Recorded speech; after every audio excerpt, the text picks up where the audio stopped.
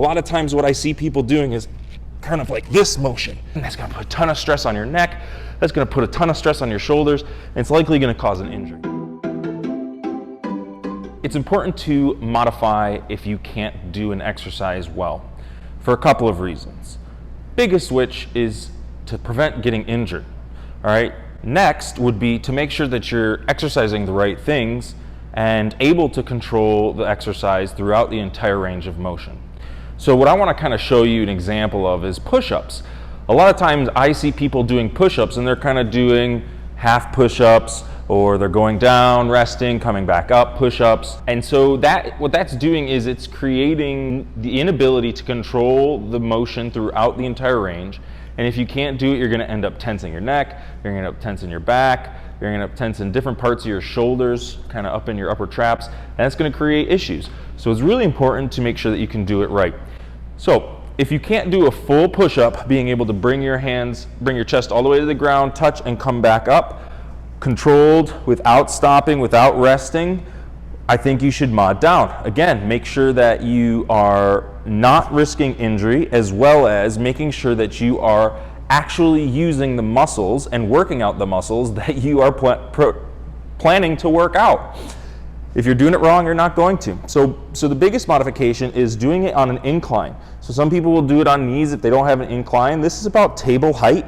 If you don't have this, a box like this, you can use your table, you can use your counter. A few big things that I teach people is you want to make sure that you have even distribution of your weight on both arms.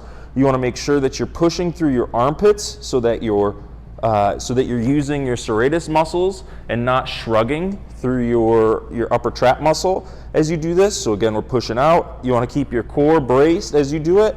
And you're going to use that under armpit serratus anterior muscle the entire time as you go down, touch, and come back up.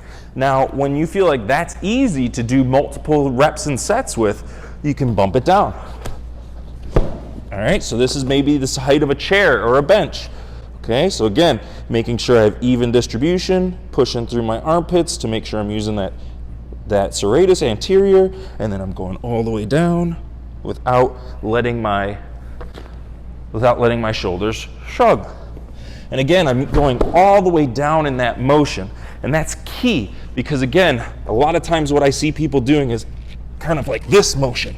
But what that's going to do, again, that's going to put a ton of stress on your neck, that's going to put a ton of stress on your shoulders, and it's likely going to cause an injury. So we want to make sure that we can have equal distribution on our hands. We're pushing through that serratus anterior muscle, we're engaging our core, all the way down, and all the way back up. Now, if I were to do more than just one, I am at a point where I am using a modification. Because what I want to do is I want to make sure that I'm feeling it through my chest. I don't want to feel it through my neck and my shoulders, and right now, with where I'm at, I'll admit it, I'm at a point where I need a modification. I mentioned the serratus anterior. I mentioned making sure your core is engaged and that you're having equal distribution on your hands, but what I didn't talk about is making sure that you have good shoulder extension. So again, that's your ability to bring your arm behind your back like this. So when we're in a push-up, you need that range of motion, and if you don't have that range of motion, what's going to happen is our shoulder blades are going to dip, and it's going to again put more stress on your shoulder.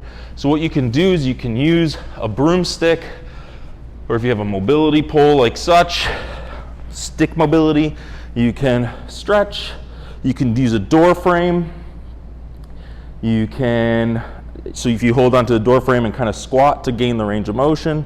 So I can just let my shoulder roll, or I can engage that serratus anterior again to kind of bring my shoulder blade along my ribs and push back, and I feel a nice stretch in the front of my shoulder and bicep, as opposed to if I let it roll, I kind of feel it up here. Stretching out that shoulder to make sure you actually have the range of motion. You can also do pec stretch with the mobility stick. So those are going to be really important so that you know you have the range of motion when you go down into a push-up and you're not falling into that shrugged position, because that is what creates uncomfortable shoulders and an uncomfortable neck. My question is to you, are you going to modify? Are you going to be too proud and continue to do it the wrong way and risk injury and not work out the right stuff? Or are you going to modify and make sure you're actually working your chest, actually working the right muscles, and getting an awesome workout, even though you're not doing the full exercise. I promise you, if you do it the right way, you will be able to do it the full way eventually, but it's so important that you do the full way correctly so that you don't get injured.